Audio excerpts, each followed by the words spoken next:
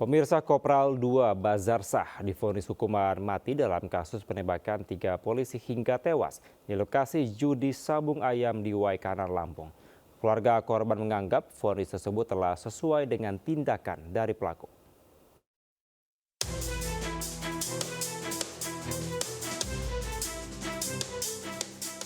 Pengadilan Militer Otmil 104 Palembang menggelar persidangan putusan terdakwa Kopda Basarsyah dalam kasus penembakan 3 polisi di salah satu tempat sabung ayam di Lampung 17 Maret lalu.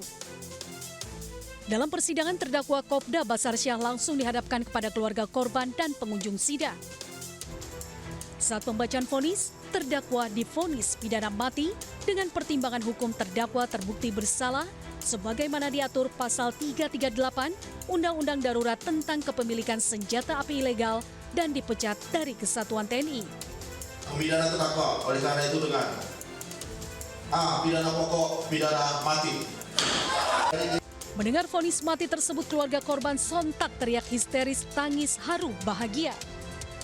Bahwa majelis hakim tidak sependapat dengan auditor militer mengenai dakwaan ke-1 primer, namun membuktikan dakwaan subsidiar, dakwaan ke-1 subsidiar, kemudian dakwaan kedua terbukti, dakwaan ketiga terbukti. Sehingga dalam hal ini majelis hakim mengambil kesimpulan bahwa terdakwa tidak terbukti dalam dakwaan ke-1 primer sehingga harus dibebaskan, kemudian menjerat terdakwa dengan dakwaan ke-1 subsidiar dan dakwaan kedua dan dakwaan ketiga dengan amar putusan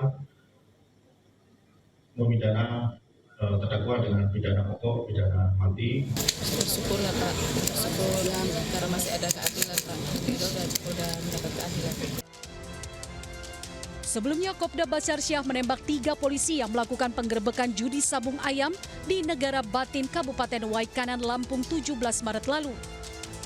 Ketiga polisi tersebut yakni AKP Anumerta Lusianto, Aibda Anumerta Petrus Aprianto, dan Bribtu Anumerta Galib. Dari Palembang, Sumatera Selatan, Guntur iNews melaporkan. Pemirsa, 20 oknum prajurit TNI ditetapkan sebagai tersangka dan ditahan dalam kasus tewasnya Prada Luki Cepril Saputra Namo. Menurut Pangdam 9 Udayana Maijen TNI Pik Budiakto, proses hukum atas kematian Prada Luki Namo masih terus berlanjut dan akan dilakukan secara transparan.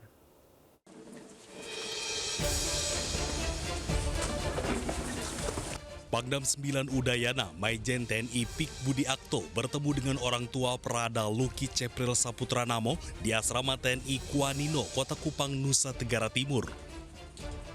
Pangdam menyampaikan berdasarkan penyelidikan tim investigasi, jumlah tersangka yang sebelumnya 4 prajurit kini menjadi 20 prajurit TNI. Dari teritorial pembangunan 834 Wakanga Merenage Keo, Nusa Tenggara Timur, termasuk salah satunya seorang perwira TNI. Menurutnya, TNI akan memproses kasus ini secara transparan dan mengedepankan keadilan bagi Prada Luki Cepril Saputra Namo tanpa pandang bulu. Tim investigasi terus melakukan penyelidikan, semua tersangka telah ditahan untuk menjalani pemeriksaan lanjutan. Seluruhnya 20 tersangka yang sudah ditahan dan kemudian akan ditindaklanjuti dengan pemeriksaan selanjutnya. Di antara 20 itu apakah ada perwira, Jenderal? Ada 1 orang perwira. Boleh tahu inisialnya, Jenderal? Nanti oleh penyidik yang akan menyampaikan, dan selanjutnya proses ini sedang berlangsung dan saya secepatnya akan melaporkan pada pimpinan. Diketahui kasus tewasnya Prada Luki Namo di tangan seniornya membuat keluarga terpukul, terlebih korban baru 2 bulan bertugas sebagai tentara. Dari Kupang, Nusa Tenggara Timur, Eman Suni iNews melaporkan. Sementara puluhan warga di Kabupaten Bekasi, Jawa Barat menjadi korban penipuan tenaga kerja oleh oknum calo. Para korban diminta bayar uang administrasi jutaan rupiah, namun hingga kini belum juga mendapatkan pekerjaan yang dijanjikan. Warga RT 10 mau tindak lanjuti atas kasus penipuan kerja calo. Tuh. Lebih dari 20 orang menjadi korban penipuan tenaga kerja oleh seorang calo di Kampung Pulau Nangka, Desa Sindang Jaya, Kecamatan Cabang Bugin, Kabupaten Bekasi, Jawa Barat. Para korban ini telah melaporkan kasus tersebut ke Polres Metro Bekasi. Modusnya, para korban dijanjikan dengan bekerja di PT Sosro yang berada di wilayah Kecamatan Cibitung dengan syarat membayar sejumlah uang administrasi sebesar 1 hingga 2 juta rupiah kepada pelaku. Sudah dibayar bulan Mei lalu, namun hingga saat ini pekerjaan yang dijanjikan tak kunjung mereka dapatkan. Para korban juga sempat dijanjikan jika tak masuk kerja, uang yang telah dibayarkan akan dikembalikan sebesar 100%. Kami ngasih itu secara transport, ini bukti transportnya untuk masuk kerja, administrasinya masuk kerja. Korbannya ada 22 orang. Siap. Dengan kerugian 54 juta. Pas kita tanyain kapan bang masuk, nggak taunya katanya siang. Terus setiap hari tuh seperti itu terus, diundur-undur. Apakah memang udah dikasih kepastian gitu untuk kerja atau gimana Kak? Iya, udah dikasih kepastian kerja. Para korban berharap para pelaku segera ditangkap. Kasus penipuan ditangani Satreskrim Polres Metro Bekasi. Dari Kabupaten Bekasi, Jawa Barat, Ahmad Jauhari Lutfi Ayus melaporkan. Pemirsa, kesal tak diberi pinjaman uang, seorang pria nekat mencuri sepeda motor temannya sendiri di Bangkalan, Jawa Timur. Ternyata pelaku merupakan residivis kasus yang sama.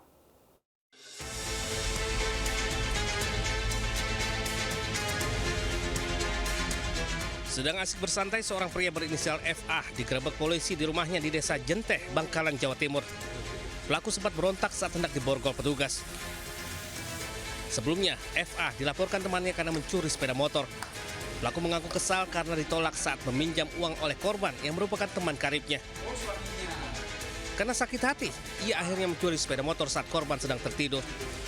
Teman, namun pada saat korban tertidur, kunci motor milik korban diambil dan motor dibawa kabur oleh pelaku. Selanjutnya, kami dari Satreskrim Polres Bangkalan beserta dengan Polsek Arusbaya melakukan penyelidikan dan akhirnya berhasil melakukan penangkapan terhadap pelaku. Dari catatan pihak polisian, FA merupakan residivis yang pernah dipenjara karena kasus serupa. Kini ia harus kembali mendekam di balik jeruji besi. Dari Bangkalan, Jawa Timur, Taufik Syahrawi Anyus melaporkan.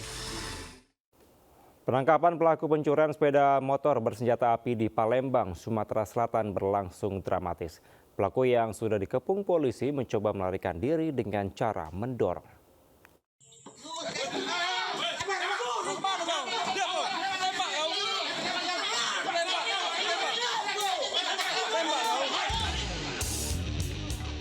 Upaya pelaku pencurian sepeda motor untuk melarikan diri dari kepungan polisi dengan cara mendorong gagal setelah polisi dengan sigap menghalau pelaku di rumahnya, Sako, Kota Palembang. Selain berupaya melarikan diri, pelaku juga berpura-pura tidak mengetahui salahnya. Setelah diperlihatkan rekaman CCTV saat pelaku melakukan pencurian sepeda motor, mengakui perbuatannya.